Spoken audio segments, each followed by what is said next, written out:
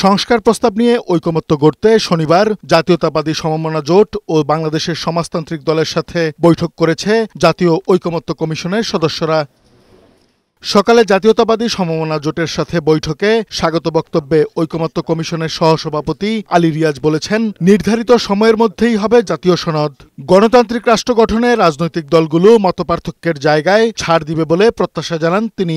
জাতীয় স্বার্থে রাষ্ট্র পুনর্গঠনের প্রশ্নে গণতান্ত্রিক ব্যবস্থা প্রতিষ্ঠার জন্যে প্রত্যেকেই যার যার অবস্থান থেকে যেমন কথা বলবেন, প্রত্যেকটি দল জোট তাদের অবস্থানের কিছুটা ছাড় দিতেও প্রস্তুত থাকবেন।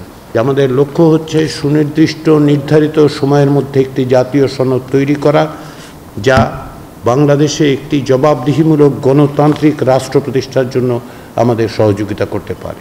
বৈঠক শেষে জাতীয়তাবাদী সমমনা জোটের সমন্বয়ক এনপিপির চেয়ারম্যান ফরিদুজ্জামান ফরহাদ জানান, ১৬৬টি সংস্কার প্রস্তাবের মধ্যে ১১২টির সাথে একমত তারা। কথা বলেন নির্বাচন, অন্তর্বর্তী সরকার নিয়েও।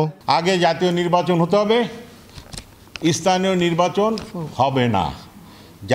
জাতীয় নির্বাচনে হওয়ার পর সেই পার্লামেন্ট স্থানীয় নির্বাচন করবে। এই ইন্টারিম গভর্নমেন্টের কাজটাকে, ইন্টারিম গভর্নমেন্টের কাজ হচ্ছে, প্রথম কাজ হচ্ছে একটা জাতীয় সংসদ নির্বাচন দেয়া। বিকেলে জাতীয় ঐকমত্য কমিশন বাংলাদেশের সমাজতান্ত্রিক দলের প্রতিনিধিদের সাথে বৈঠক করে। এ সময় দলটির প্রধান সমন্বয়ক মাসুদ রানা বলেন, ফ্যাসিবাদী ব্যবস্থা বিলোপের জন্য রাষ্ট্র সংস্কারে সহযোগিতা করবেন তারা।